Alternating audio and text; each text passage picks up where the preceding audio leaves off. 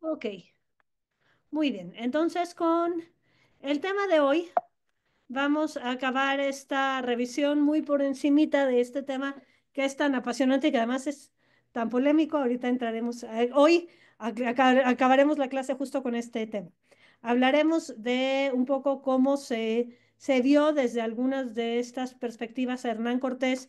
Así, ya hablamos un poco del papel de Cristóbal Colón, ahora hablaremos del papel de Hernán Cortés también como un elegido en este proceso de la utopía apocalíptica o en este proceso escatológico en el Nuevo Mundo.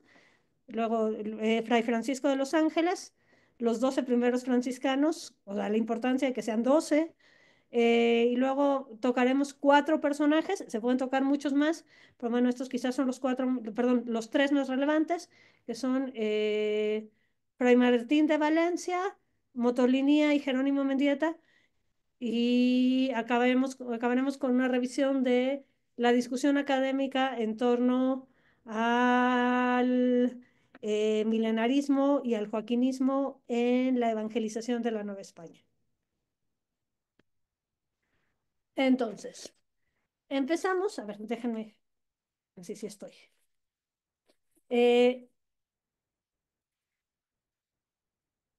revisa- la llegada de los 12 franciscanos, o el principio de la evangelización en la Nueva España, se toma como el momento en que llegan los 12 franciscanos, o sea, el arranque de la evangelización en la Nueva España es la llegada de los 12 franciscanos a Tenochtitlan, y desde Tenochtitlan se organizan para la evangelización.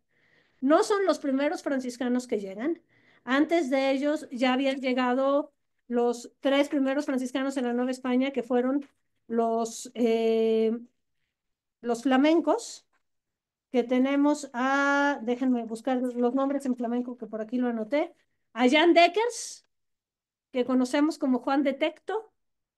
Tenemos a Jan Aubera, que conocemos como Juan de Ahora, y a Peter Van Gent, que es Pedro de Gante. Entonces, llegan primero estos tres franciscanos flamencos, claramente enviados por Carlos V,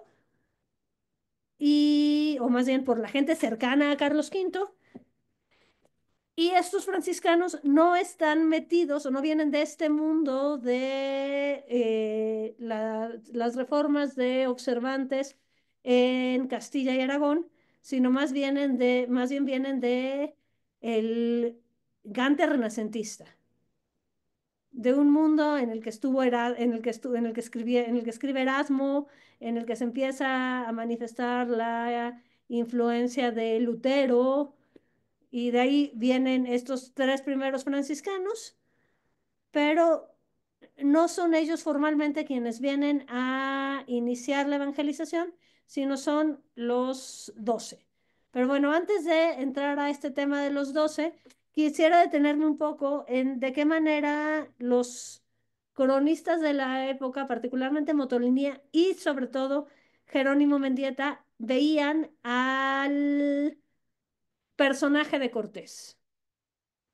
En esta visión de la historia del mundo como una historia de salvación, como esto de lo que hablábamos al final de la sesión pasada, así como una línea vertical ascendente en la que mientras más gente conoce a Dios y mientras más gente es cristiano y mientras más gente es parte de la iglesia, pues más cerca estamos de el final de los tiempos, de la consumación de las promesas, etcétera.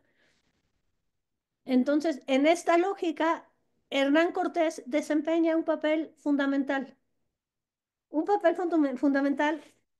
que hacen que incluso Jerónimo Mendieta haga paralelismos entre la vida de o sea, dice Mendieta, no, eso es un pequeño error, dice Mendieta que Cortés y Lutero nacen el mismo año. No nacen el mismo año, pero nacen con bien poquita diferencia. Hay 2 años de diferencia. Entonces se ve como a Lutero como este personaje maligno que va a alejar a la gente del mensaje verdadero, de la verdadera iglesia, una especie de anticristo, y a Cortés como su contraparte, así como al mismo tiempo que llega la oscuridad de Lutero, llega al mundo la luz en la que Cortés será un personaje fundamental. No será quien traiga la luz, pero sí será quien le abra la puerta a la luz. O sea, Cortés es visto como un nuevo Moisés que va a sacar al pueblo de la esclavitud, en este caso de la esclavitud de la idolatría, para llevarlos a la tierra prometida del reino de Dios.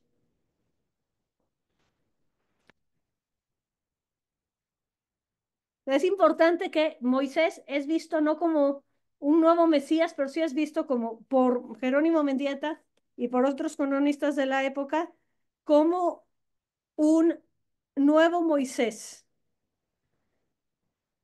que que al igual que pasa con Moisés, que su vida antes de ser elegido y de ser quien lleve al pueblo, lo importante de Cortés no, perdón, lo importante de Moisés no era que había llevado una vida virtuosa, sino lo importante de Moisés es que fue elegido por Dios y él asume esta misión. Y se ve de la misma manera a Cortés. Cortés se sabe que es un hombre que no es particularmente virtuoso, que no es un hombre particularmente ilustrado, pero es este personaje elegido por la providencia para abrirle la puerta de la Nueva España al mensaje de Cristo. Y concretamente al mensaje de Cristo a través de los franciscanos, porque sabemos que es el propio Cortés quien escribe a España y pide que envíen frailes. No dice envíen curas seculares, no, o sea, él dice necesitamos frailes para la evangelización y Cortés es particularmente eh, cercano a Cortés lo que le gustaría es que fueran franciscanos. Entonces es esta labor de Cortés.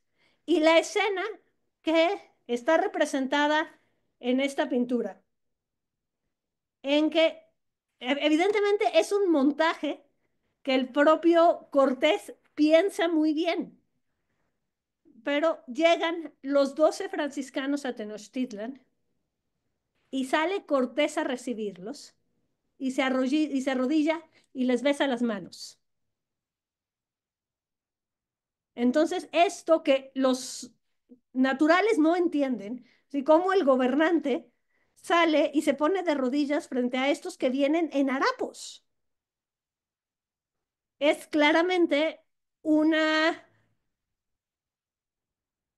un resultado de un cálculo político de Cortés, porque al hacer este acto como de sumisión ante los franciscanos, lo que hace es ponerlos de su lado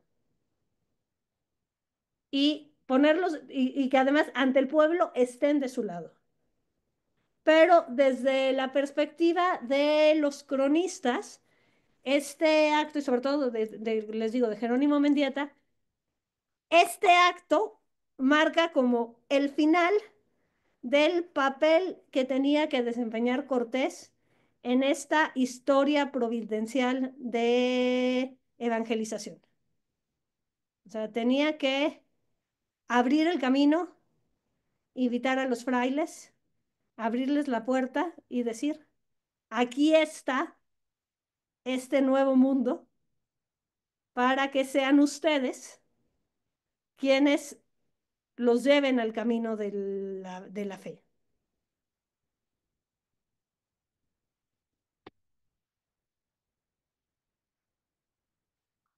Y en esta lógica es visto, o sea, México, Tenochtitlan, esta naciente Nueva España, es vista como este nuevo territorio fértil en el que se puede construir algo nuevo. Y en esta lógica acaban siendo realmente importantes, ahora vuelvo, el tema de los 12 franciscanos, que desde España se haya tomado la decisión de nombrar y enviar a 12, estos 12 que están representados en este mural en el convento de Huejotzingo, en Puebla, que bajo las órdenes de Fray Martín de Valencia serán quienes, al igual que los 12 discípulos de Cristo, al igual que los 12 primeros franciscanos a los que envía San Francisco a la misión, simbólicamente estos también son 12, además se usa con frecuencia el nombre, son los 12 apóstoles de la Nueva España. Y estos 12, que originalmente eran 13, pero uno no pudo venir, al igual que de los discípulos de Jesús eran 13, pero uno no perseveró. Estos 12 serán quienes tengan la tarea de predicación del mensaje en esa nueva tierra que es vista como tierra fértil. Al salir de España, antes de salir de España, estos 12 reciben de quien era en ese momento el superior, Fray Francisco de los Ángeles Quiñones, eh, instrucciones muy precisas que, que será lo que oriente su labor. Estamos en una época en que los franciscanos, sobre todo estos franciscanos observantes, evidentemente nunca se iban a retratar.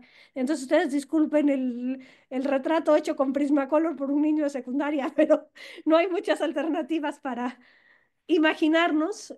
Esto definitivamente no es un retrato, es una versión idealizada de Fray Francisco Quiñones o Fray Francisco de los Ángeles, quien es quien les da, como les digo, a los franciscanos la instrucción y la obediencia. Son como dos series de instrucciones para cómo hacer su labor en la Nueva España. En la instrucción, ¿qué es lo que dice Fray Francisco de los Ángeles? Dice, primero, envió a 12, como 12 fueron los apóstoles, como 12 fueron los compañeros de Francisco. Es algo completamente consciente. No es un accidente, ¡ay, mira qué casualidad! Resultaron que fueron 12. Es una decisión que sean 12. Les dice que es muy importante que guarden la regla en observancia, es decir, que no vaya a ser como todos estos franciscanos europeos que se alejaron de la pobreza originaria de Francisco, sino que se mantengan en la observancia. Indica que esta nueva fundación no va a depender de ninguna provincia específica, sino va a depender del ministro general de los franciscanos. Esto va a ser relevante porque va a hacer que no dependan de un superior específico en España. Y al mismo tiempo, y eso también va a hacer que quienes vengan los frailes que vengan a la Nueva España y que por algún motivo tengan que regresar a Europa, van a regresar a su provincia de origen. Es decir, se van a reincorporar al lugar del que salieron. Indica de qué manera tendrán que elegir al custodio cuando el custodio muera, el custodio como el superior de la comunidad. Dice también que el custodio asistirá a los capítulos generales. Dice que es muy importante que estos franciscanos vivan en comunidad. Es decir, mando 12 y sé que es un territorio grande. Entonces no se vayan a dispersar y cada uno por su camino, sino es importante mantener la vida en comunidad, entonces vivan de 2 en 2 o de 4 en 4. Y dice, su objetivo principal es evangelizar. Y lo que de la regla le sirva para evangelizar está muy bien. Si hay algo de la regla que obstaculiza su trabajo de evangelización, la evangelización está por encima de la regla. Esto es muy importante. Y después les da la obediencia. En la obediencia les da este mensaje concreto. Primero, así como los franciscanos fueron fundados para evitar la caída de la iglesia, que tiene que ver con un sueño de San Francisco y un sueño del Papa, o sea, esta idea de que en el momento en que se funda la orden franciscana, El objetivo de la orden franciscana es evitar que la iglesia se desmorone. De esta misma manera, los franciscanos tienen que venir a este nuevo territorio para edificar la iglesia. Les dice que han sido llamados en la hora undécima. Esto es bien importante. Aquí nos está hablando un poco como de una visión de fin del mundo que ve, que tiene Fray Francisco de los Ángeles. O sea, en la hora undécima, justo antes de que terminen los tiempos, ustedes son llamados para ir a este nuevo territorio. Eh, les habla, también en esta obediencia les habla de San Francisco como el ángel del sexto sello, como el segundo Cristo. Y les dice, eh, a vosotros pues, oh hijos míos, yo, indigno padre, acercándose ya el último fin del siglo, que se va envejeciendo, y vuestras voluntades muevo y despierto para que defendáis el escuadrón del alto rey. Es decir, los está enviando al final de los tiempos. A defender el escuadrón del alto rey, es decir, a defender a Dios en este siglo, pensando en este contexto de siglo no como un periodo de 100 años, sino el siglo como esta época, este tiempo que se está extinguiendo. Esto es una cita textual. Entonces, incluso desde esta instrucción y de esta obediencia, ya estamos viendo como esta idea que traen los franciscanos incluidos de que vienen justamente al final de los tiempos y que su participación va dirigida a este final de los tiempos. Entonces, entre los 12 primeros franciscanos venía como superior Fray Martín de Valencia. Fray Martín de Valencia era un fraile observante que había tenido ya unos años antes una serie de visiones, una serie de experiencias místicas que lo llamaban a la misión, a extender el reino de Dios. Y en cuanto Fray Martín de Valencia fue elegido para ser él quien encabezara esta misión de los franciscanos, lo ve claramente como la oportunidad de hacer realidad esta idea que él había tenido de su llamado al final de los tiempos. Fray Martín de Valencia, a diferencia de el resto de los franciscanos originales, nunca aprendió náhuatl, pero sí se encargaba de dirigir el quehacer de estos franciscanos hacia esta idea de la construcción del reino, hacia la idea de la creación de este nuevo siglo, de este nuevo espacio en que se podría construir el reino. Sabemos que Fray Martín de Valencia citaba mucho un texto escrito en el siglo XIV sobre la vida de San Francisco, en la que se hacía un paralelismo entre la vida de San Francisco y la vida de Jesús. Incluso se llama De la conformidad de la vida de San Francisco y la vida de Jesús, que tenía la portada y acabo de acordar que se me olvidó ponérsela, pero bueno, luego se las comparto, que ve justamente en esta fundación de Francisco y en este quehacer de Francisco y de sus frailes y la vida en pobreza y la construcción de la iglesia, el evitar que se caiga, una aportación a esta iglesia del final de los tiempos. A esta iglesia un poco de influencia joaquinita. Es claro que otras influencias que joaquinitas son más indirectas, pero este de Conformitate, este libro es un libro de franca influencia Joaquinita, que habla de Francisco como alter Christus, Francisco como el otro Cristo.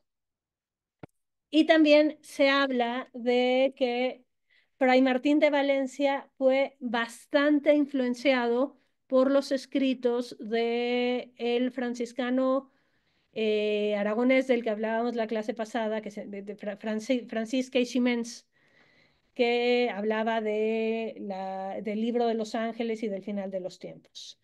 Entonces, Fray Martín de Valencia llega a la Nueva España como con esta idea o sea, por un lado es como la realización de esta visión, de este llamado especial que yo recibí hace unos años, de llevar el Evangelio a gente nueva, gente que no conoce el mensaje de Dios. Pero el propio Fray Martín de Valencia, enfrentándose a la realidad de la evangelización, se da cuenta que estos habitantes del territorio de la Nueva España no son dóciles corderos que están esperando descubrir la verdad y la van a abrazar, sino, pues evidentemente hay resistencias, hay reincidencias, hay simulaciones, hay prácticas en las que conservan sus prácticas anteriores disfrazadas de otras cosas, pues lo que sabemos que pasó en el periodo de evangelización. Entonces esto hace que Fray Martín de Valencia se desencante de la Nueva España. Entonces hace toda una nueva interpretación de esta visión que él recibió 9 años antes de ser llamado a la Nueva España para decir que esta gente que estaba sedienta de la palabra de Jesús, del Evangelio, a la que él estaba llamado a convertir, no eran los naturales de estas tierras, sino eran los chinos. Entonces llega incluso Fray Martín de Valencia hacer toda una caricaturización, una crítica bastante fuerte de la situación de los naturales en la Nueva España. Habla de ellos como mujeres feas con hijos deformes, como metafóricamente, y diciendo que China es la mujer bella con hijos sanos. Es decir, es el territorio fértil. O sea, ya no lo encontré aquí, vamos a buscarlo allá. Pero bueno, Fray Martín de Valencia nunca pasa a China, nunca va siquiera a Filipinas, muere en la Nueva España en 1534. Perdónenme, denme un segundito, que tengo una alergia tremenda.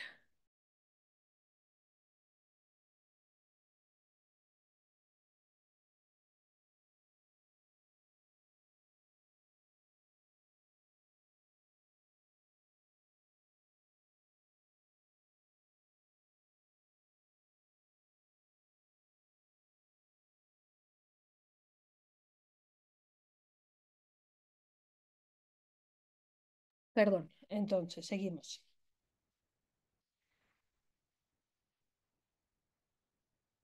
Después de Fray Martín de Valencia tenemos a Fray Toribio de Benavente, Motolinía, que es también uno de estos personajes en quienes la visión del fin del mundo, o la visión de la evangelización como la construcción del reino de Dios de los últimos días, es mucho más clara.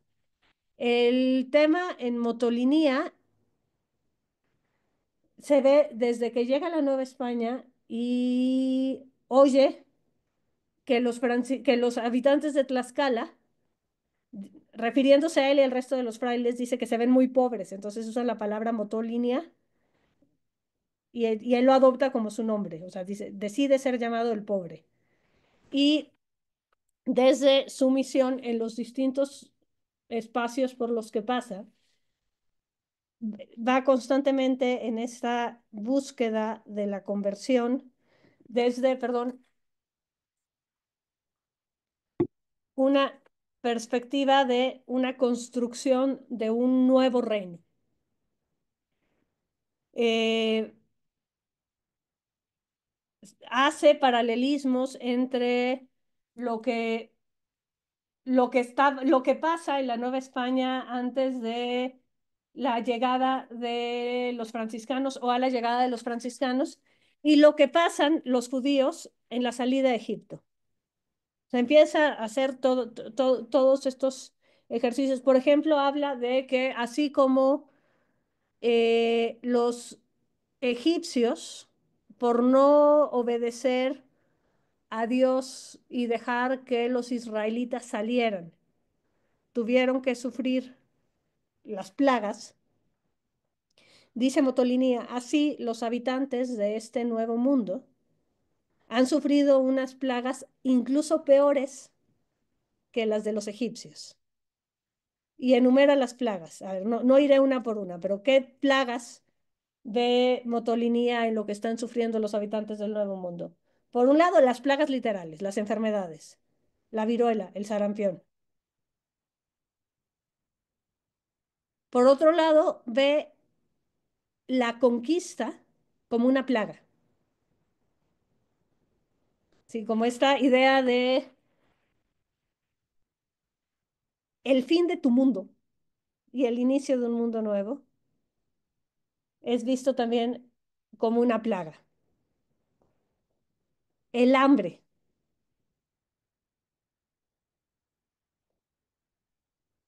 que aquí es muy importante que en el siglo XVI, después de la caída de Tenochtitlan, tenemos unos años en que al haberse desarticulado las cadenas tradicionales de producción, hay mucha gente que pasa hambre. Hace rato, antes de empezar la clase, hablábamos como, parece que estamos viviendo el fin del mundo, al menos el fin del mundo tal como lo entendemos hasta ahora.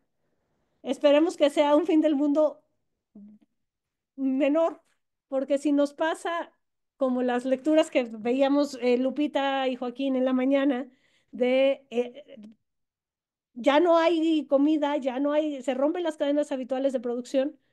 O sea, el fin del mundo tal como lo entiendes supone el fin de el mercado, por ejemplo, del mercado, así de donde voy y a cambio de dinero o a cambio de otra mercancía puedo adquirir alimentos. Y eso pasa en la Nueva España. Los grandes tianguis dejan de funcionar un tiempo porque ya no hay estas cadenas de, o sea, como esto tan famoso del que le llevaban pescado fresco a Moctezuma todos los días. Pues evidentemente todo esto se rompe con un imperio que se desquebraja, con una población que empieza a ser bien pronto asolada por enfermedades. Entonces, o sea, está esta plaga del hambre que en la Nueva España mucha gente en el siglo XVI muere de hambre.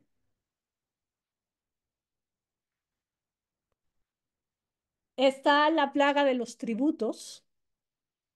Habla también de la construcción de la Ciudad de México como una plaga. O sea, la construcción de una ciudad nueva, distinta, sobre tu ciudad y sobre tus templos y sobre los dioses anteriores. La esclavitud y el trabajo forzado entre minas, el trabajo forzado en las minas.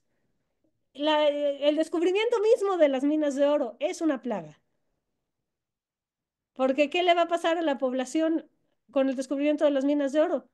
Muchos van a ser forzados a trabajar en condiciones espantosas, en jornadas tremendas para sacar oro para beneficio de nadie de ellos.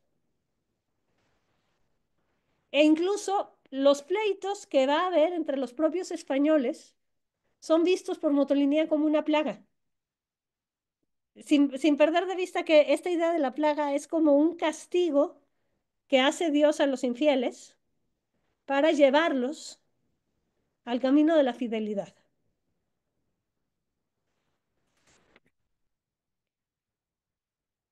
Y Motolinía ve su trabajo de evangelización como una batalla permanente en contra del demonio. O sea, quien está, o sea, este es otro paralelismo del que habla Mendieta también, que no lo mencioné, así como les decía que dice que Cortés nace el mismo año que Lutero, que no es exactamente el mismo año, pero es bastante cercano. También Cortés nace muy cerca del año en el que se consagra el templo de Huitzilopochtli en Tenochtitlán.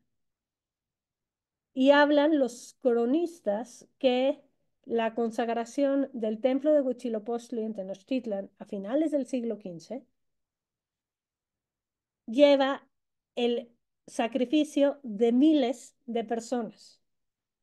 Dependiendo de las fuentes, va de 5,000 hasta 20,000.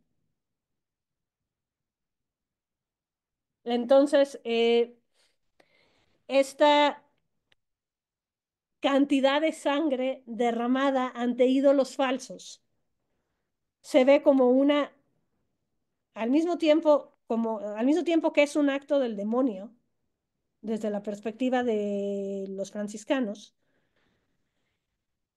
se interpreta también como en medio de tanto dolor, Dios se compadece. Y por eso es después de esto, justo después de esto, que la providencia quiso que los españoles descubrieran esta tierra, para no dejar que tanta gente viva en las garras del demonio, que era la manera en la que veían las prácticas prehispánicas, desde una perspectiva de cristianismo tradicional. Entonces, como parte de esta batalla contra el demonio, la predicación de los franciscanos y esta predicación de ir de dos en dos a predicar el evangelio es, desde la perspectiva de Motolinía, el arma más útil. Y una vez que ya los pobres habitantes de este nuevo mundo pasaron por estas plagas, pueden ser bautizados y llegar a descubrir el verdadero mensaje. Y hay en Motolinía una idealización que no vemos en Fray Martín de Valencia y que no veremos después en Jerónimo Mendieta, que habla un poco como de esta predicación como la predicación perfecta. Motolinía sí ve durante mucho tiempo esa conversión como una conversión perfecta y sin peros, que con el paso del tiempo se darán cuenta que no es así. Y además, el propio Motolinía ve en la pobreza en la que viven los indios a los que les están predicando, porque los señores de Tenochtitlan y de los otros señoríos fueron quienes murieron en la conquista o fueron quienes fueron más violentados, y quedan los pobres. Y esta pobreza en la que viven los indios los hace más susceptibles de recibir este mensaje evangélico de pobreza, de renuncia, de vida en comunidad. ¿Sí? ¿Cómo vamos hasta aquí? ¿Bien? ¿Algún comentario?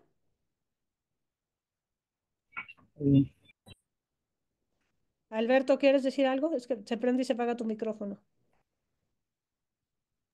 No, está muy bien. Ok, perfecto. Y mm, por último, hablaremos, o sea, como con estas visiones, vamos a hablar de Jerónimo de Mendieta o Jerónimo Mendieta, que es un franciscano de una generación posterior. Él nace cuando ya había sido, no solo descubierta América, ya había sido conquistado Tenochtitlan, y a él le toca como una nueva, una nueva perspectiva. O sea, la visión apocalíptica de Jerónimo Mendieta, Jerónimo Mendieta escribe se pasa los últimos 6 años de su vida escribiendo un relato de la evangelización del Nuevo Mundo, que no se va a publicar masivamente hasta el siglo XIX. Antes del siglo XIX solo se conocían los fragmentos que habían citado Torquemada y otros cronistas contemporáneos a él, pero el libro completo de Jerónimo Mendieta se descubre en un archivo en Madrid en el siglo XIX y es cuando se publica. Y en este libro, Mendieta hace un relato de a través de su historia eclesiástica indiana, hace un relato de todo el proceso de evangelización de las islas y después de la Nueva España. Y él habla de distintas etapas en este proceso de evangelización. Mendieta tiene una visión mucho más, eh, muy claramente apocalíptica, que se ve, o al menos escatológica, que se manifiesta en sus escritos, que se manifiesta en este texto de la historia eclesiástica indiana, en que resalta esta dimensión milagrosa de la conquista, toda esta idea de Cortés como la contraparte o la respuesta providencial tanto al sacrificio masivo por la consagración del templo de Huitzilopochtli como a la herejía de Lutero. Es una elaboración de Jerónimo Mendieta. Y habla de las distintas etapas del mundo y concretamente hace un paralelismo de la historia de la Nueva España con la historia del pueblo de Israel. Está la era precortesiana, la era antes de que llegaran los españoles a la Nueva España, que va en el paralelismo con el pueblo de Israel, de la creación a la llegada de Moisés. Y luego tenemos la llegada de Moisés, que es esta figura de Cortés, como este personaje que liberará al pueblo de sus cadenas. Y luego habla de una edad de oro y una edad, él no usa el término de plata, pero lo han tomado los historiadores posteriores del proceso de evangelización. Ve Jerónimo de Mendieta que de 1524 que llegan los franciscanos a Tenochtitlan y hasta 1564, es decir, estos primeros 40 años que terminan con la muerte del virrey Luis de Velasco Padre y que además es bien poco después de la abdicación y posterior muerte de Carlos V, ve en esta época el periodo de oro de la evangelización. El periodo de oro de la evangelización en el que el mensaje llega con más esplendor a los naturales y que los franciscanos pueden desempeñar su misión sin ningún tipo de obstáculo. Y después, a partir de 1564 y hasta 1604, que es cuando muere Jerónimo Mendieta, lo ve como esta edad en que ya pasó la era de oro y es un poco como esta iglesia indiana bajo el gobierno de Felipe II, en la que empieza a entrar más claramente al trabajo pastoral miembros del clero secular, es decir, sacerdotes diocesanos. Y ve Jerónimo Mendieta en esta entrada de los diocesanos un enorme riesgo.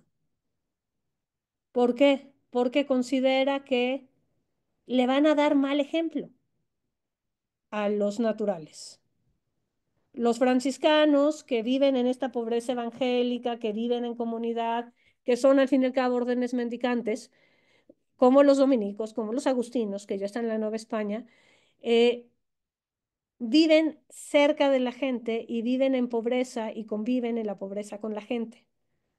En cuanto empiezan a llegar estos sacerdotes seculares que vienen ya como con esta lógica de la iglesia institucional, los ven como mal ejemplo por su acumulación económica, porque a los ojos de Mendieta, y no solo a los ojos de Mendieta, sino a muchos ojos, muchos de estos miembros del clero secular están ahí no por vocación o por compromiso con la pobreza, sino están ahí por buscar un ingreso estable y una vida cómoda, y además no son buen ejemplo de las virtudes evangélicas. Entonces, esta, esta época coincide con, les digo, el reinado de Felipe II, con la llegada del clero secular y además con el momento en que la población de la Nueva España está disminuyendo sensiblemente. Los números, pues, son bastante discutidos, pero así voy a hablar más o menos, o sea, se calcula que la Nueva España en 1519 tenía alrededor de 20 millones, o sea, el territorio que después será la Nueva España. En 1519 no existe la Nueva España, ni existe México como país, existe México Tenochtitlan como la capital de los mexicas, a los que después les diremos aztecas, pero que este territorio, o digamos, sí, tiene alrededor de 20 millones de habitantes y hacia finales del siglo la población se ha reducido hasta, dependiendo de la fuente, entre 5 millones o 750.000. Entonces, en el mejor de los casos, se murieron 3 de cada 4. En el mejor de los casos. Y evidentemente esta muerte no es resultado de que Cortés y sus amigos con su espada iban matando y matando gente porque no les hubiera dado la vida. No les hubiera alcanzado la vida para el par de cientos de españoles que conquistan Tenochtitlan, matar 15 millones en el mejor de los casos. Entonces, Mendieta ve en esta situación como una señal más de que la oportunidad de oro se fue. O sea, tiene una visión bastante extraña porque no deja de tener una perspectiva, digamos, un poco del natural como menor de edad. O sea, sí es una visión de que el franciscano tiene que proteger al natural, lo tiene que proteger de la ignorancia, lo tiene que proteger de las influencias del demonio que se siguen manifestando, como en estos brotes de prácticas religiosas eh, precristianas, lo tiene que proteger sobre todo del abuso de los españoles. Ya estamos en una época en la que los frailes tienen clarísimo. Y además es algo que en nuestra visión del siglo XXI nos hace muchísimo ruido, pero para los frailes de finales del siglo XVI es clarísimo que la única manera de evitar que los españoles exploten a los naturales es mantenerlos separados. Con ojos del siglo XXI decimos, eso es un apartheid. O sea, tienes, de un lado viven los españoles y del otro los indios, pero eso, digamos, es un apartheid benévolo. Entonces, tiene como esta lógica que desde la perspectiva, les digo, del siglo XXI, nos hace ruido, pero que en el fondo parte de esta benevolencia de la protección. Entonces, en esta situación está Jerónimo Mendieta escribiendo con una extraña nostalgia del futuro. Es paradójico, pero es como, a mí me parece que es como una imagen muy clara. O sea, tiene una nostalgia por el futuro que podría haber sido y no fue. Por esto el reino de Dios que se hubiera podido construir en las Indias, que se hubiera podido construir en la Nueva España, y que por el abuso de algunos conquistadores, por las epidemias, por la presencia del clero secular, por la pérdida del mensaje original evangélico y franciscano, se fue la oportunidad de construir la ciudad de Dios en este territorio. Entonces, esta es la perspectiva peculiar que tiene Jerónimo Mendieta de la evangelización. al final, su historia de la iglesia indiana es uno de los relatos más organizados de esta epopeya evangelizadora, siempre en este paralelismo de esta epopeya evangelizadora como esta construcción del reino, esta construcción de la tierra prometida, esta expansión del cristianismo, pero siempre con esta nostalgia de que al final no fue.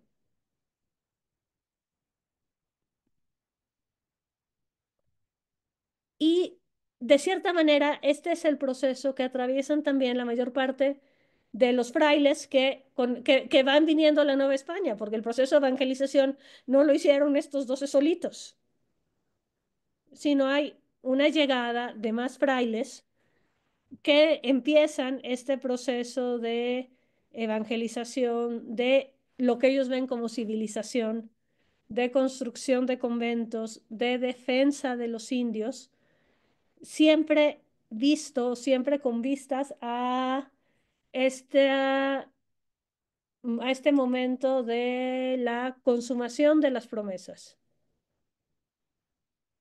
Una característica fundamental de este pensamiento escatológico, de este pensamiento que ve en lo que pasa en el mundo como un proceso que lleva al final de los tiempos, siempre se están buscando señales. Y los frailes ven constantemente estas señales. Y es en esta lógica en la que evangelizan a los indios, en la que hacen sus tratados de lengua, en la que recopilan, siempre pasados por sus filtros y sus sesgos culturales, como las historias anteriores, en las que en algunos momentos se hacen como estas destrucciones masivas de documentos prehispánicos, pero no con una intención negativa, sino simplemente con estos ojos del siglo XVI que ven en estos textos como la pervivencia de este mundo que estaba bajo la dominación del demonio. Entonces, si ya fueron arrancados de la dominación del demonio, no vamos a dejarles la puerta abierta por allá. Entonces, eh, esta es como la manera en la que hacen los franciscanos su labor. Eh, de hecho, en los primeros años, sus procesos de evangelización y sobre todo el bautismo no es tan ortodoxo en el sentido que los naturales no tienen que pasar un catecumenado antes de bautizarse, sino creen que el bautismo les abre la puerta y les puede abrir el entendimiento para después ser catequizados. Esta práctica que se aleja de lo que se enseñaba tradicionalmente en Europa y lo que se hacía tradicionalmente en Europa fue criticado por los dominicos, pero los franciscanos en los primeros años lo defendían mucho pensando que cómo vamos a abrir el entendimiento para recibir el mensaje de Dios si no tienen acceso a la gracia. Y si la fe se ve como un don, pues este don llega a través de los sacramentos. Entonces, por eso para los franciscanos es tan importante la administración de los sacramentos. Y por eso para los franciscanos es tan importante el que hasta la secularización de doctrinas a partir de 1640 sean ellos quienes están autorizados para impartir los sacramentos entre los naturales. ¿Sí? ¿Cómo vamos hasta aquí? ¿Todo bien? ¿Todo en orden? ¿Alguna duda? Gaby, ¿algo que agregar?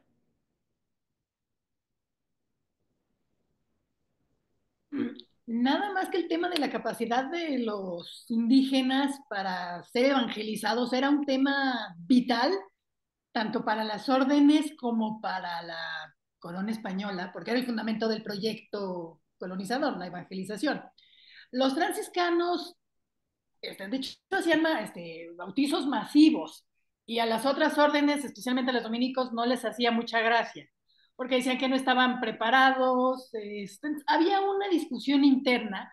Los franciscanos defendían que los indígenas sí eran capaces. Los dominicos decían que no, no que no fueran capaces, pero que eran como niños, que lo necesitaban más digeridito, como catecismo para niños, digerido, o sea, no un catecismo de adulto. Finalmente, la postura de los dominicos fue la que prevaleció y es una de las causas por las que los indígenas no fueron sujetos de la Inquisición. Se les consideraba que en cuestiones de fe eran neófitos y no podían ser sometidos a esa jurisdicción. Entonces, pero sí se les veía como niños, como inocentes, había que protegerlos de los españoles, del protestantismo, del demonio. Entonces, esta benevolencia, este paternalismo fue la base, muy bien dice Rosalena, de la separación de la República de Indios de los españoles, pero fue la parte fundamental del discurso y del discurso colonizador. Venimos a evangelizar, tienen que ser capaces, porque si no los puedes evangelizar, pues, cae todo el plan. Pero entonces, esta línea en la que son seres humanos, en la que son capaces, en la que tienen alma, en la que son sujetos, o sea, son parte del plan salvador de Cristo, hay que bordar muy fino. Y es aparte sumado a la vocación evangélica de los franciscanos, a la experiencia personal que han tenido en España. Pero esta cuestión de la capacidad de los indígenas, bueno, en 1555 en Valladolid se tiene toda esta discusión académica sobre si eran humanos y tenían alma, si eran susceptibles de ser esclavizados, porque si son humanos, si son tus iguales, no los puedes esclavizar, pero si son esclavos, o sea, este límite de lo que era un indígena y hasta dónde se le podía educar, esclavizar, Sí, sí. era un tema Si es muy... cristiano, no lo puedes esclavizar, punto final. O sea, si es humano no lo puedes esclavizar. Si es humano y no cristiano, hay cierto espacio de maniobra.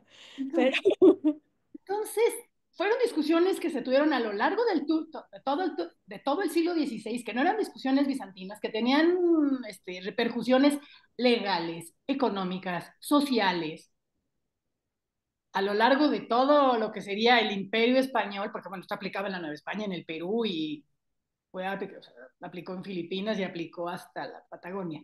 Entonces eran discusiones muy diferentes las que tenían en Madrid o en Sevilla con las que tenían los que estaban en tierra, los que tenían que treparse al cerro y bajar al río y enfrentarse pues, con el idioma, con la comida. Entonces, el carácter de estos primeros franciscanos que llegaron fue excepcional.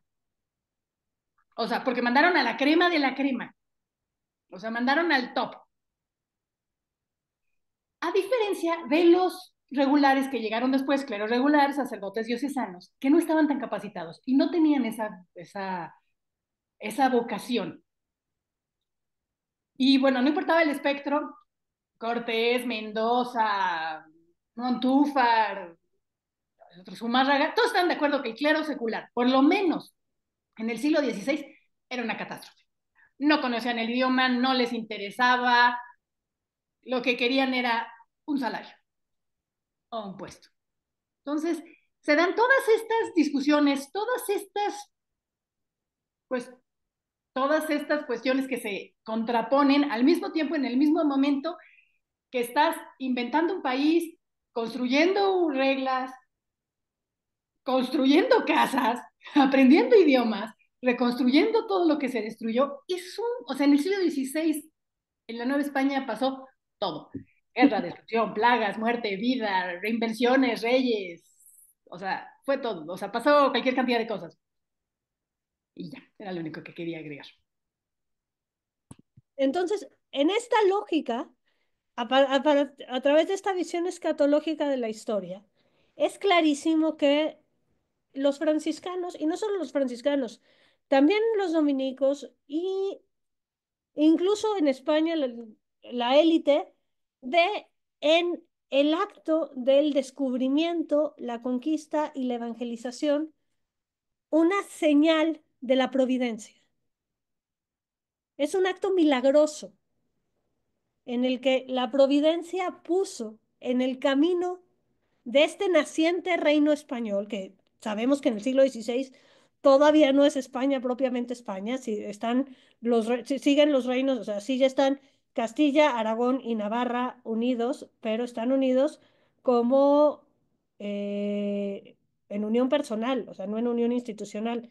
De hecho, a finales del siglo XVI se suma incluso a Portugal a esta Unión Ibérica bajo el dominio de Felipe II. Eh, la providencia y puso en el camino de este imperio esta tierra para llevarla a la verdad, para llevar a todos los habitantes hacia el Evangelio. Y como pago, pues podrán tener las riquezas que hay por aquí. Pero es claro que esta visión milagrosa o al menos providencial de el momento de la conquista, o sea, que haya coincidido el descubrimiento con, con el término del proceso que se conoce como reconquista o que haya coincidido el nacimiento de Cortés con el nacimiento de Lutero, por decir algo que sabemos que no coincidió, pero Mendieta estaba un poco mal informado, nos habla de esta providencia. Y esta visión providencial sí claramente marca el quehacer de los franciscanos. Al ver los temas de hoy, les ponía como último tema la discusión académica. ¿A qué me refiero? Que esta, o sea, las visiones más como fundamentalistas o más extremistas de la conquista y sobre todo la evangelización como manifestación de una visión milenarista de naturaleza joaquinita, están discutidos por algunos miembros de la comunidad académica. Centralmente, a ver, me adelanto y ahorita regreso a esto. Hay dos libros que son fundamentales para este tema. El tercero que tenemos aquí, La Utopía e Historia en México de Georges Baudot, es todo un estudio gigantesco en el que centralmente se ve se ve en Fray Toribio de Benavente, en Motolinía, todo un proceso y toda una construcción milenarista, de corte joaquinista. Y tenemos después el tercero de esta hoja, El Reino Milenario de los Franciscanos, de John Phelan, que era un historiador norteamericano, que hace lo mismo con Mendieta. Entonces, tenemos estos dos libros fundacionales, el de Phelan y el de Baudot, y a partir de ellos se crea toda una corriente que interpreta la evangelización como una continuación del pensamiento milenarista europeo. Pero en los últimos años hay distintos espacios dentro de la comunidad académica de los especialistas en evangelización y en historia en historia americana del siglo XVI, como ciertas críticas a esta visión, diciendo que no es tan lineal, que no hay tanto joaquinismo, que sí es claro que en Mendieta, sí es claro que en Motolinía, sí es claro que en Fray Martín de Valencia hay una visión apocalíptica, pero que esta visión apocalíptica no es resultado resultado directo del pensamiento de Joaquín de Fiore, sino que es más bien resultado de una iglesia que siempre tiene el fin del mundo como el final de su quehacer. Entonces hay un montón de textos, es interesante ver la discusión, pero al final lo que me interesa que nos quede claro es que independientemente de qué tan familiarizado estaba Fray Toribio de Benavente con el pensamiento de Joaquín de Fiore, es claro que esta idea del final de los días está presente en la cabeza de los franciscanos al realizar su labor evangelizadora. Y traigo como evidencia algunas imágenes de conventos franciscanos poblanos del estado de Puebla, no de la ciudad de Puebla, sino del estado de Puebla. Pongo los poblanos porque yo soy poblana y son los que conozco bien. Entonces, les traigo tres ejemplos que quiero que veamos y comentemos y luego pues comentamos, hacemos un cierre del curso y pues hasta aquí llegamos. Pero bueno, antes de eso, esta es la puerta de Porcíncula del convento de San Martín de Tours en Huaquechula, Puebla. Convento que es Patrimonio Cultural de la Humanidad, como parte del conjunto de conventos franciscanos al pie del Popocatépetl, y que fue tremendamente dañado por el temblor del 2017 y que no se ha vuelto a abrir al público. Pero bueno, después de este paréntesis, esta puerta, la puerta de Porciúncula, que es uno de los elementos más antiguos del convento, tenemos a los lados de la puerta a San Pedro y a San Pablo y arriba una imagen apocalíptica. Tenemos la resurrección de los muertos. Entonces en el centro está Cristo en su pose de justo juez y a los lados cuatro ángeles tocando trompetas para resucitar a los muertos. Y en este caso específico, quienes están resucitando son un rey y una reina. Luego, ay, aquí se ve un poco menos. Déjenme ver si podemos agrandarlo un poco más. Ahí está. Esta es una capilla posa del convento de San Andrés Calpan, también parte de este conjunto de conventos del pie de los volcanes registrados como Patrimonio Cultural de la Humanidad, que nos presenta otra imagen justamente de esta resurrección de los muertos. Otra vez tenemos al centro a Cristo como justo juez y que además a sus lados tiene una flor y una espada. A sus lados están María y San Juan Bautista. Y aquí hay dos ángeles que bajan tocando trompetas y no sé si lleguen a distinguir que a los lados del arco hay seis tumbitas de las que están saliendo los muertos que están siendo resucitados. Entonces, estas son como dos instancias de la misma imagen, pero también les traigo algunas, eh, perdón, ahí estamos. ¿Alguien sabe qué es esto? ¿Le suena? Estas son las pinturas del sotocoro del convento de Tecamachalco.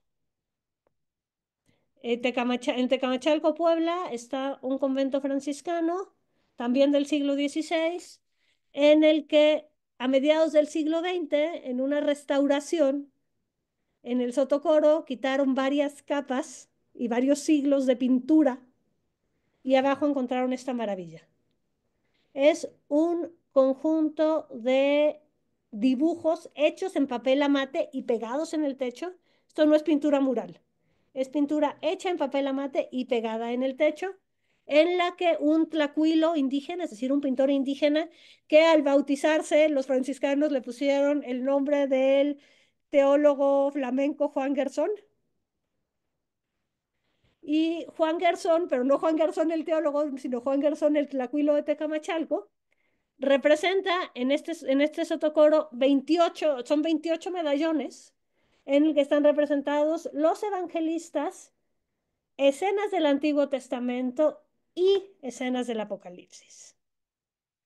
Es particularmente interesante que estas pinturas las hace Gerson copiando los grabados de los libros que tenían los frailes, pero los grabados son en blanco y negro. Entonces Gerson les da color utilizando la paleta y la lógica de colores del mundo prehispánico. Entonces tienen unos colores peculiares. Es una maravilla, vale la pena darse la vuelta a Tecamachalco nada más para ver esto. Y les escogí algunas imágenes de las que son concretamente apocalípticas, porque esto es bastante peculiar. Estas pinturas murales que hacen referencia a escenas del apocalipsis no es frecuente. Entonces, aquí tenemos esta escena representa la apertura del sexto sello. Aquí tenemos a los jinetes del apocalipsis. Y aquí el demonio, de sus fauces sale el fuego.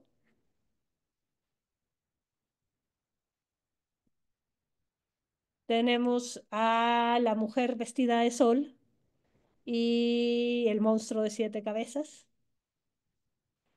Y aquí arriba con el arca de la alianza.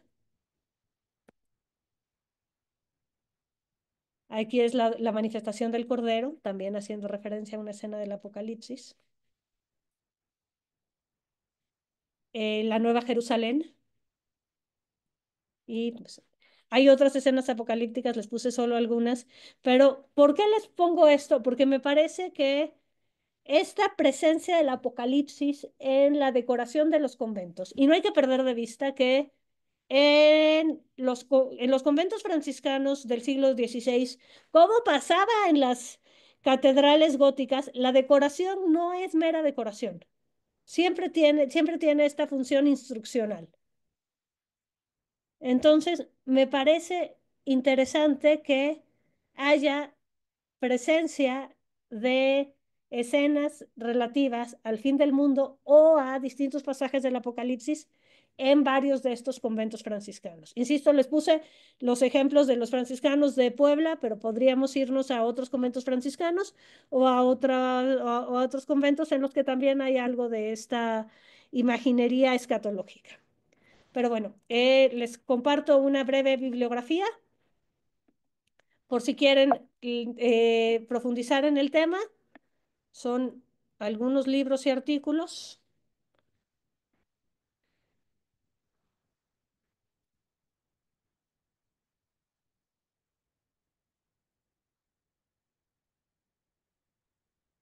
Y bueno, ahora quiero que aprovechemos los últimos 10 minutos primero para escucharlos.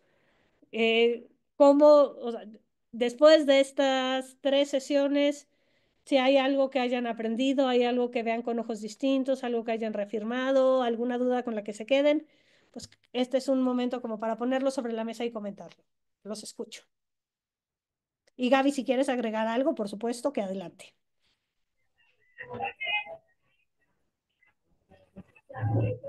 Y Alberto.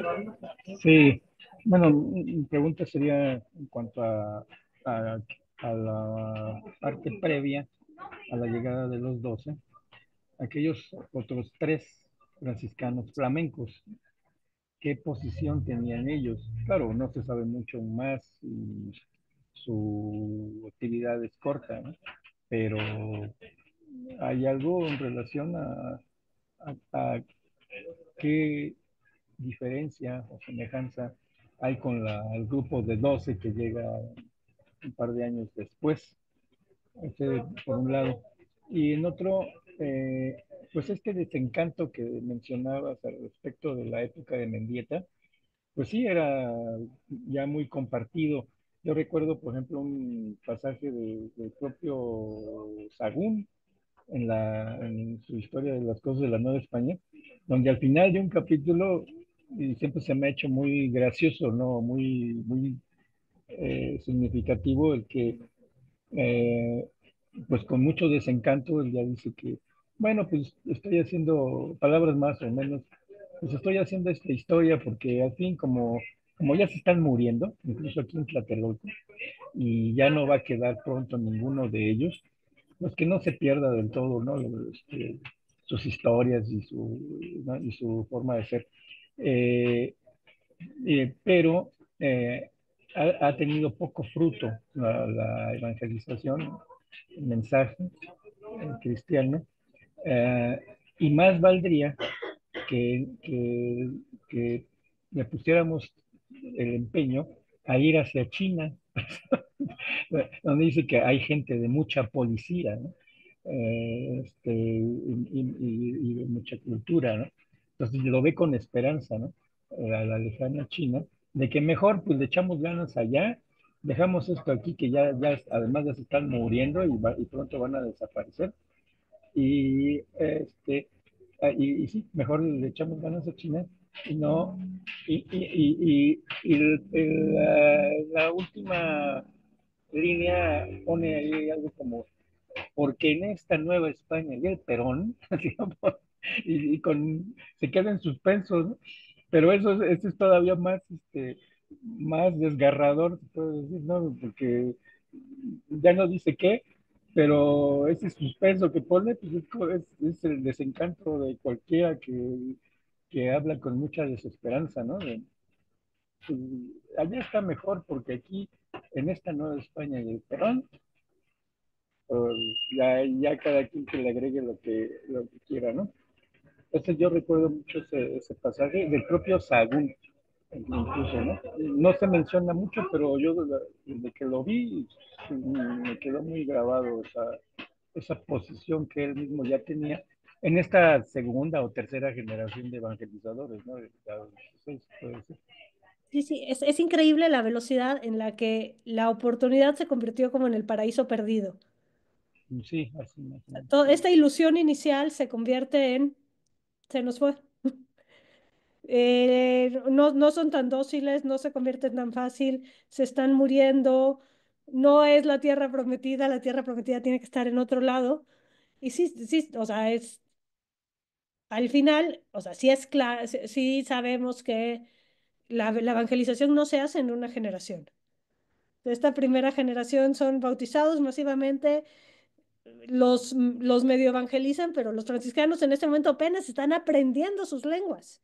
Y sí es relevante que la evangelización, las órdenes mendicantes, las hacen en las lenguas de los naturales. Y bueno, respecto a estos tres franciscanos flamencos que son enviados por Carlos V, son sus paisanos, es gente cercana a él, incluso Pedro de Gante era cercano a Carlos V, pues no tenemos demasiado claro el destino de algunos.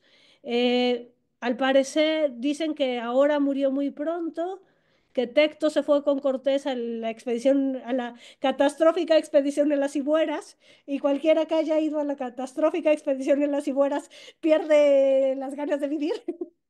Y es Pedro de Gante quien queda a empezar esta labor de evangelización y se suma al trabajo de los 12 cuando llegan los 12. No sé si quieres agregar algo, Gaby. No, bueno, sobre los tres flamencos, ¿no? De hecho, bueno, sí, Tecto murió es más, en un naufragio en la expedición de las Cibueras. La leyenda popular dice que fue el que casó a la Malinche, bueno, a Marina con Juan Jaramillo, que parece que hay una escritura en una capilla ahí por el cerro de no sé dónde, y es lo único que se sabe, lo único que sobrevivió fue Pedro de Gante. Lo que pasa es que con los franciscanos llegaron con esta emoción, con esta pobreza evangélica, la vuelta a los orígenes, y cuando vieron que los indígenas vivían en pobreza, con telas sencillas, en casas sencillas, que comían poquito, dijeron, no, pues ya lo hicimos, ya están, ya la mitad ya está hecha, ya comparten estos ideales de pobreza franciscana evangélica, pero no entendían de qué contexto cultural venían todas esas actitudes que a ellos les parecían tan auspiciosas, ¿no? Tan prometedoras. Y lo que hacían los indígenas no estaban acostumbrados a una sustitución completa del régimen religioso, bueno, ni siquiera del régimen político. Entonces, como que sí se bautizaban y sí se casaban, sobre todo los líderes, pero pues seguían, ahora sí que no apagaban no, prendían dos veladoras, ¿no? Al Dios de ellos y al Dios nuestro. Entonces, cuando los franciscanos se dieron cuenta que estaba pasando, que por aquí se iban y por aquí las personas regresaban, aparte que había movimiento de sacerdotes locales, chamanes locales, fue una decepción, fue un susto, Y a partir de ahí surgen todos estos tratados antropológicos. Sagún fue traductor de la Inquisición, para tratar de comprenderlos, porque antes habían caído, nada más iban con su emoción, su vocación y el rosario, porque no tenían nada más. Entonces, esta empresa de empezar a conocer sus tradiciones, sus ritos, su cultura, fue parte del frentazo con la realidad de, pues, no era tan fácil, viejo, o sea, no estaba tan a la medida, ¿no? Entonces, y sí, fue un proceso brutal, porque aparte habían apostado por las, los bautizos masivos, por las conversiones masivas, y pues ya estaban viendo que no les había ido tan bien. Entonces los dominicos, los agustinos, todos los que estaban en su contra, pues estaban sopiloteando alrededor de este fracaso.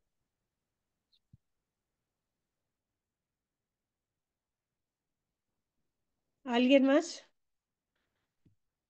No sé. Fernando, Lupita, Joaquín, algo que agregar, algo que comentar. Quiero comentar algo, si me Sí, permiten. Fernando, adelante, claro que sí.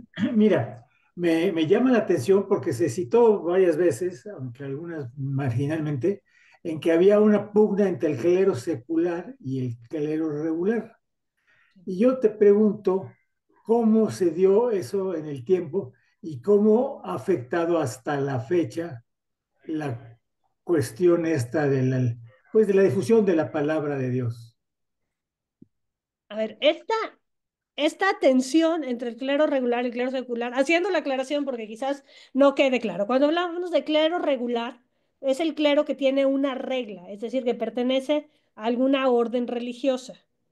Inicialmente a las órdenes monacales tradicionales, después a las órdenes mendicantes y las órdenes que se fundan posteriormente, pensamos en unos años, jesuitas, etcétera.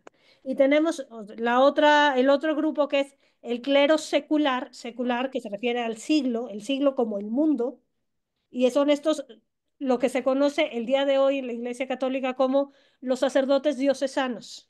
Es decir, son sacerdotes que cumplen una función dentro de la diócesis, que obedecen al obispo, pero que no pertenecen a ninguna comunidad religiosa. De origen hay una diferencia importante, y es que los miembros del clero regular tienen tres votos: castidad, pobreza y obediencia. En el clero secular tienen solo castidad y obediencia, no hay voto de pobreza. Entonces, en el contexto del clero secular hasta el día de hoy, la pobreza no es un mandato, la pobreza no es una obligación. Entonces, es un terreno sumamente fértil para que quien opta por la vida religiosa no por una vocación o por una convicción, sino por una conveniencia o la búsqueda de un sueldo o una necesidad incluso, no se trata de juzgar. O sea, el ser sacerdote del clero secular y tener acceso a un beneficio, como hablábamos del cardenal Cisneros antes de su conversión la semana pasada, pues suponía el acceso a una vida digna y cómoda el resto de la vida, que es algo que no lo había en otros contextos a lo largo de la historia. Entonces, esta pugna siempre ha estado permanente, o sea, pues, siempre ha sido una constante en la historia de la Iglesia desde la aparición de estas primeras órdenes, y siempre había habido esta lógica que además en Europa, conforme se fue fortaleciendo la figura papal y las figuras de los obispos, eh, el clero secular es parte como de esta estructura de poder de la Iglesia. Entonces, como parte de la estructura de poder, estaba esta idea que se va estableciendo conforme avanzan los concilios durante la Edad Media, que la cura de almas le toca al clero secular. Es decir, que quienes tienen que administrar los sacramentos son los sacerdotes diocesanos. Al día de hoy, dentro de la Iglesia Católica, la gente se tiene que bautizar en su parroquia y tienes que registrar tu matrimonio en tu parroquia. Entonces, dentro del contexto de la Nueva España se hizo en los primeros años de la evangelización y por un acuerdo entre el Papa y los Reyes Católicos primero, se hace una excepción a esta regla y se permite que en cuanto se construye la iglesia indiana, la iglesia local, sea el clero regular, es decir, sean las órdenes religiosas quienes se hagan cargo de la cura de almas, es decir, quienes administren los sacramentos.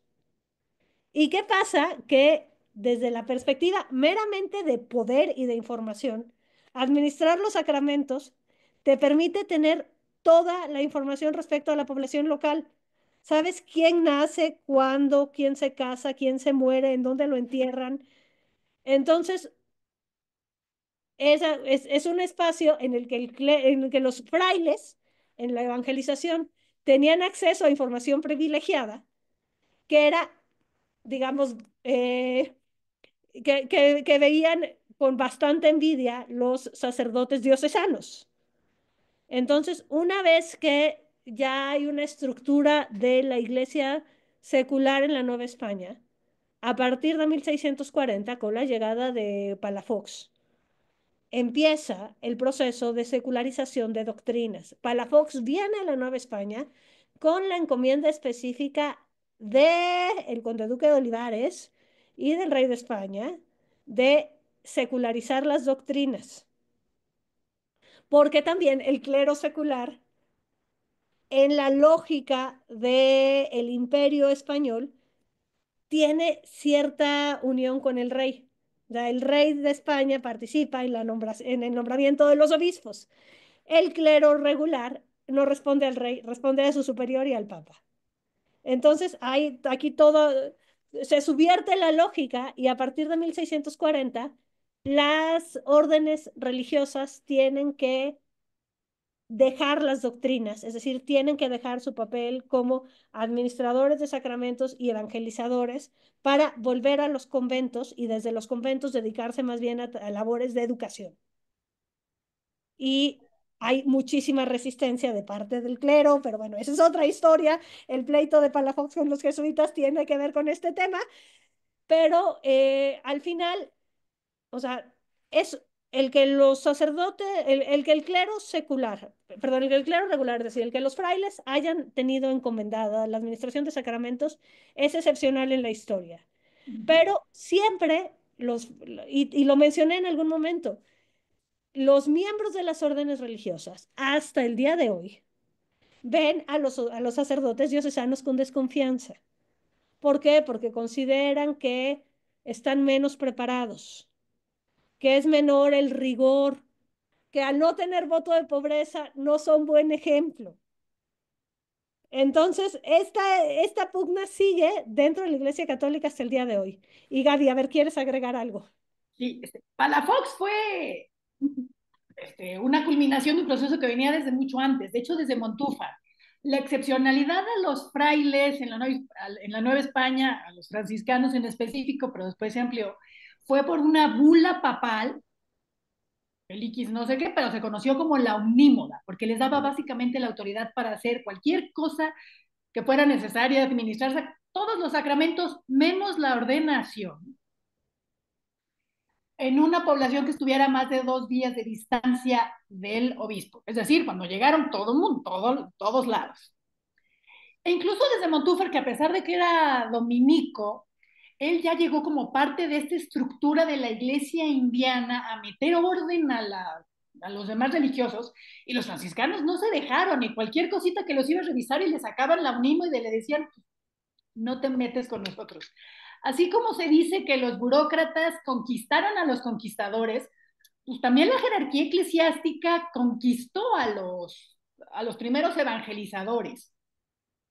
Y en esta pugna no ayudó que tanto el clero secular como el clero regular tomaron partido en la todavía más larga y complicada pugna entre los conquistadores y sus descendientes, que eventualmente se convertirían en los criollos.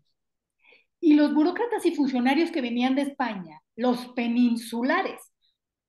La sucesión natural hubiera sido que los descendientes de los conquistadores fueran la aristocracia de la tierra, era la procesión natural y era el orden de la nobleza en Europa, pero la corona no podía permitir estos brotes de poder autónomo, entonces o sea, mandaba funcionarios que si que los pocos que no fueron españoles no eran de ese virreinato, para evitar que se creara esta estructura natural de poder de jefe de líder natural, de aristócrata de la tierra. Y tanto el clero secular como el clero regular tomaron partido en esa pugna. Los franciscanos fueron muy partidarios siempre, primero de Cortés y después de los criollos. Y además, así ya para acabar de complicar la historia, en el Concilio de Trento, que se lleva a cabo entre 1545 y 1563, que es la respuesta católica a la reforma de Lutero, se hace una reforma del clero, se hace una organización de la formación clerical.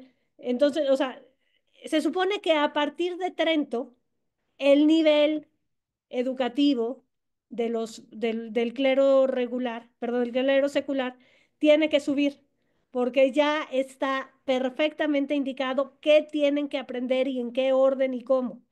Entonces es como un elemento más que dice, bueno, ya pasó Trento. Trento da estas indicaciones, por ejemplo, que el sacerdote que tiene un beneficio tiene que vivir en él, no como esta práctica medieval de un sacerdote que acumulaba beneficios y cobraba las rentas de todos y vivía felizmente en la corte o en donde viviera.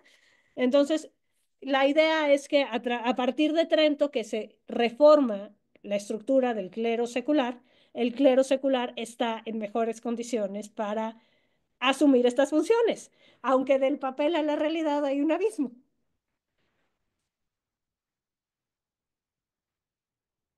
Entonces, no sé si te contestamos, Fernando, o te hicimos más bolas. Aclararon algunas cosas, sí, gracias. Muy bien. No sé, no sé si Lupita, Joaquín tengan algo que comentar. ¿Cuántas de estas estructuras todavía siguen funcionando? Se quedaron ya instaladas así como instituciones, ¿no? O sea, justo en la iglesia, obviamente, en lo que tú dices, Roque, sigue habiendo esta discusión entre el clero secular y regular, pero también lo que dices tú, Gaby, ¿no? Las estructuras burocráticas de que llegue alguien de afuera, ajeno, ¿no? En vez de que sean los mismos locales o los que hagan funcionar algo, y siguen existiendo hasta hoy, ¿no? Me parece. Sí, sí, por supuesto. A ver, sin ir más lejos, la corrupción novohispana tiene muchísimo que No ver lo con la quería decir así, pero Bueno, sí, o sea, absolutamente, acababa un periodo y empezaba un juicio de residencia, o sea, un periodo de virrey y empezaba el juicio de residencia sí o sí, porque de que había habido malos manejos, había habido malos manejos. sí, Y además esta lógica de se acata pero no se cumple y demás, pues sí, es parte de nuestro ADN nacional. sí. Triste, pero cierto. ¿Alguien más? Alberto, Pues, Alberto levantó la mano, creo. Sí. Bueno, sobre todo con estas últimas intervenciones, eh, pues hay un concepto ahí que flota, pero que no hemos mencionado por su nombre, y que es la institución del Real Patronato. Eso es lo que diferencia a las relaciones internas de la Iglesia de España y de colonias de Hispanoamérica con la monarquía española. Y Mm. es muy sui generis, ¿no? Con respecto a las otras monarquías o las otras formas de evangelización o de colonización que hubo. Entonces, eh, y, y pues yo diría que desde la aparición del monaquismo, desde San Benito de Nurcia, ¿no? Del siglo noveno y hasta el siglo XVIII, más claramente, pues se vive esa tensión entre las dos formas del clero, ¿no? El clero, un clero regular que pues en un acto de rebeldía, se puede decir, se levanta contra los abusos y las desviaciones constantes del clero diocesano, del clero secular, Y entonces, pues, y por ahí oí mencionar precisamente el clero secular es la institución, la burocracia, lo establecido dentro de la iglesia, las distintas formas de órdenes monásticas que van a ir surgiendo con los siglos, pues son la respuesta, digamos, la protesta en contra de eso, y por eso siempre están en el margen, por eso siempre están en las orillas y hasta en el filo de la navaja, entre pasar hasta la herejía en un momento dado o mantenerse dentro y ser los rebeldes dentro.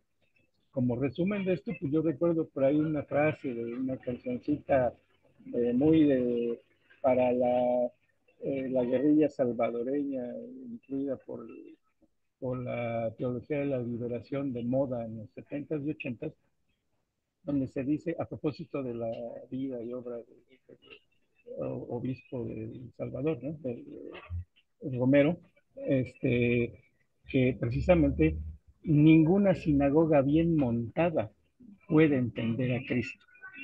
Creo que esa es la tensión entre el clero secular, burocrático, oficial, eh, este, ah, pues en cierto modo hasta anquilosado en un momento dado, y las distintas renovaciones representadas por estas órdenes monásticas que siempre van a pugnar por por esa renovación, pero que contradictoriamente es una renovación porque quieren volver a la pobreza y pureza evangélica constantemente para, para librar a la iglesia de su derrumbe, como está esa imagen fundacional de la orden franciscana. Exacto. Entonces, esta idea del Real Patronato, sí, que mencionamos de paso, pero no por su nombre. Este acuerdo entre la corona hispana y la Santa Sede, que permite que sean los reyes de España quienes propongan a los obispos, que después serán ratificados por el Papa, y que hace que haya una relación cercanísima entre la iglesia diocesana y la corona. O sea, en la Nueva España se manifiesta, por ejemplo, en los altares de reyes en las catedrales. Ujú. O sea, el que la Catedral de Puebla, por ejemplo, y otras que la mayor parte lo perdió después de la independencia, pero la de Puebla los conservó, estén el escudo imperial arriba de la puerta. Y por otro lado, sí, esta idea de las órdenes religiosas como la respuesta a la crisis institucional, sí, sí, es permanente, es una constante de la Iglesia, sin perder de vista que las órdenes monásticas son la respuesta institucional, porque hay un montón de respuestas que quedan fuera de la ortodoxia y que acaban siendo perseguidas, como mencionábamos la clase pasada, los herejes de Durango, o pensamos en los cátaros, pensamos en los husitas, pensamos en el propio Lutero. Es decir, o sea, hay respuestas que, a pesar de ser una respuesta a la crisis, se mantiene dentro de la ortodoxia y dentro del camino, y que al final la diferencia es absolutamente fortuita.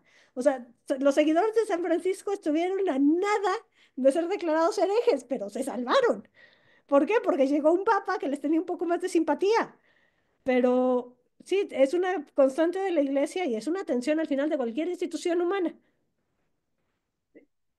Ahorita que mencionó, vean el nivel de guerra y lodo que llegaron a tener el clero secular contra el clero regular, los seculares les reclamaban a los regulares que Lutero había salido de una orden, que Lutero había sido agustino y no dejaban que lo olvidaran. Ahorita es como un argumento escrito con mala ortografía, en ese momento era, pero Lutero era agustino, era su argumento ganador. Muy bien, bueno, pues entonces, si quieren, aquí la dejamos. Fue un gusto su participación y aprovechando que los tenemos por aquí, le paso la palabra a Gaby para que les cuente cuál va a ser nuestro siguiente curso, a ver si alguien levanta la mano y se inscribe a ese también. Bueno, bueno, nuevamente agradecerle su presencia, su compañía. el próximo mes, este marzo, arrancamos con otro curso que va a ser tema de mujeres y conquista. Específicamente vamos a hablar del caso de Malinche, Pocahontas y Sacagawea. Entonces es desde mito contra realidad, la mujer como metáfora y bueno, las similitudes y diferencias entre ellas como figura metafórica de la identidad nacional y como biografías. Entonces ese es el próximo curso, si a alguno le interesa, comuníquese con cualquiera de nosotros. Y pues también les haremos llegar a su correo o a su WhatsApp un cuestionario de evaluación para que nos comenten qué les pareció este curso, qué podemos mejorar, qué temas les interesarían para pues seguir ofreciendo cosas que sean relevantes y como decíamos hace un ratito los que nos conectamos temprano, que al final este sea un espacio de remanso, Sí, por pensando favor. en el pasado, pudiendo dejar un poco en pausa las tragedias del presente y este mundo tan incomprensible en el que vivimos. Y bueno, ya saben que si tienen dudas, estamos aquí para ampliárselas y profundizarlas. Exacto. Muchas gracias, muy Muchas interesante. gracias. Muchas gracias. Increíble Gracias, todo, en gracias. verdad, Muy gracias. buen curso. Muchas gracias. Buenas noches. También les vamos a mandar la Gracias. última grabación en los próximos días. Ok, Correcto. Muchas gracias. Muchas gracias a que todos. esté muy bien, muchas gracias. Gracias. Gracias. Buenas noches. Buenas noches, nos vemos. Buenas noches a todos. Bye bye.